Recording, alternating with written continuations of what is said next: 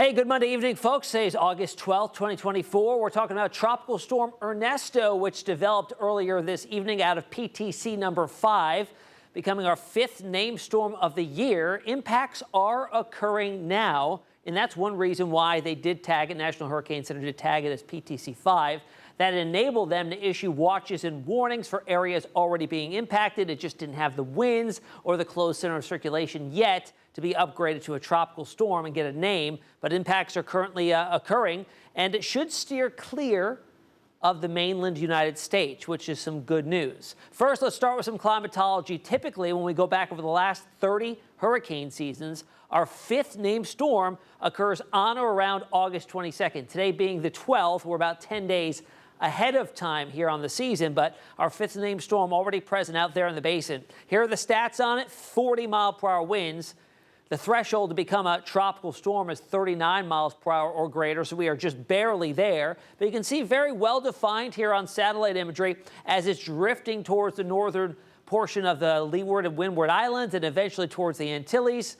And Puerto Rico, U.S. British Virgin Islands, is going to be impacted by this system over the coming days as it moves west at a pretty good clip, 28 miles per hour. You remember Debbie was moving at 5 to 10 miles per hour for a good chunk of its life, especially off the southeast coast of the United States. But areas already under tropical storm warnings include Puerto Rico, British and U.S. Virgin Islands, Barbuda, Antigua and Guadeloupe, Montserrat, St. Kitts and Nevis, Anguilla.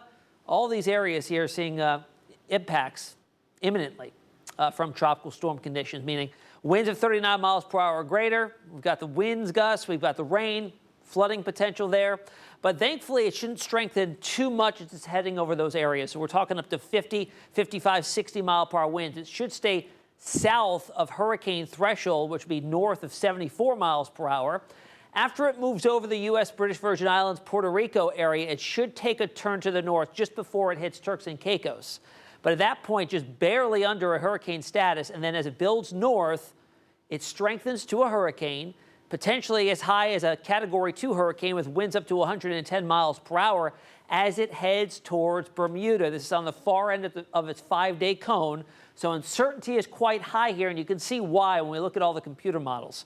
Each line here is a different computer model. Pretty good consensus taking it generally west, then a northwest pole over Puerto Rico, U.S. British Virgin Islands, and then a turn north. But where that occurs will determine if it eventually does end up heading right over Bermuda a lot. Look at how large the spread is here, although all of the models do keep it far off the eastern seaboard. However, a few outliers are farther to the west outside of that cone that you saw from the National Hurricane Center, but a good consensus does keep it near Bermuda as we get towards this weekend. So how does the GFS and European model see things here? Well, as we jump ahead to tomorrow night, we've got the GFS showing a system just south of Puerto Rico, then both show a system lifting to the north and curving out to sea.